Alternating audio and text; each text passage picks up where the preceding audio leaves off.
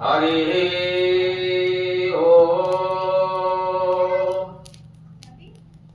ओम दुर्गा दुर्गविनाशिनीं अभयरं सौदामिनीं सन्निभं शूलं भीतिचघण्टं धनुरविपुलिशं सायकं खड्गखट्टैः हस्तैः नित्यं दधानं मृगपतिरथगन् चिन्तमाना मुनीन्द्रैः विस्वाद्यं भीमरूपं त्रिभुवनजननीं नौमि नारायणीं ताम्।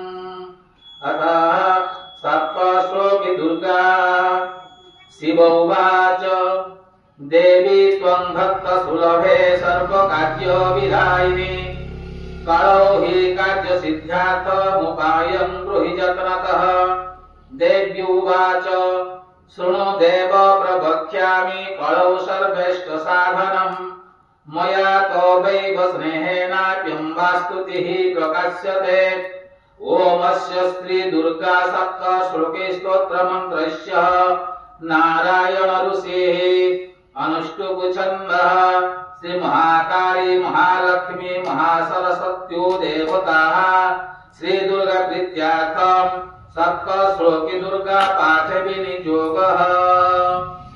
ओम ज्ञानिनामपि चेतंसि देवी भगवती सा बलादाकृष्य मोहाय महामाया प्रयच्छति। दुर्गे स्मृता हरसि भीतिमशेषजन्तोः स्वस्थैः स्मृता मतिमतीव शुभं ददासि। दारिद्र्य दुःख भयहारिणी कात्वदन्या सर्वोपकारकरणाय सदा प्रचित्ता।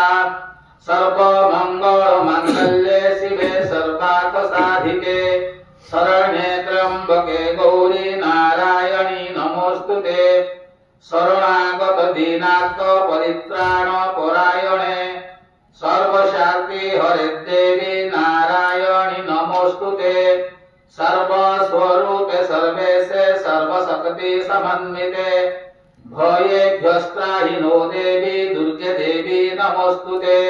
रोगानशेषानपहंसि तुष्टा रुष्टा तु कामान् सकलानभीष्टान्। त्वमाश्रितानां न विपन्नराणां त्वमाश्रितां ह्यस्य यतां प्रयन्ति।